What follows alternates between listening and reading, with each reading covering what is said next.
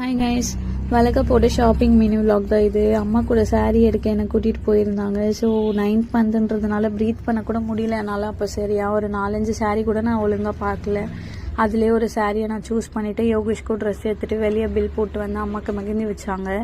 So அம்மாச்சி கடைக்கு போயிட்டு ரெயின்போ வளையல் தான் வாங்கியிருந்தோம். நாங்கள் ரிட்டன் கிஃப்ட்டுக்கு வந்து டிஃபன் பாக்ஸ் தான் சூஸ் பண்ணியிருந்தோம். அந்த டிஃபன் பாக்ஸ் உள்ள வளையல், குங்குமம், மஞ்சள், ஸ்வீட்ஸ், சாக்லேட்ஸ் அதெல்லாம் வச்சுட்டு எனக்கு நாளைக்கு போட வேண்டிய வளையலையும் டெக்கோர்லாம் பண்ணிவிட்டு எங்களுக்கு வந்து ஒரு சின்னதாக வந்து அழகாக நாங்களே ரெடி பண்ணோம். கிளாத் ஒன்று வாங்கிட்டு தட்டில் வந்து ஸ்வீட்டும் அந்த ஃப்ரூட்ஸ் எல்லாம் வச்சு இந்த மாதிரி வந்து எனக்கு வேணும்னு சொல்லியிருந்தேன் வீட்டில். அந்த மாதிரி எனக்கு ப்ராப்பராக பண்ணி கொடுத்துருந்தாங்க.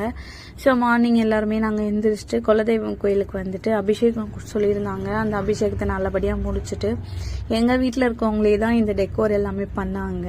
ஸோ எப்படி இருக்குன்னு நீங்கள் கமெண்ட் பண்ணுங்கள். எனக்கு வந்து சீமந்தம் நல்லபடியாக முடிஞ்சுது. எனக்கு ரொம்பவே சந்தோஷமாக இருந்துச்சு.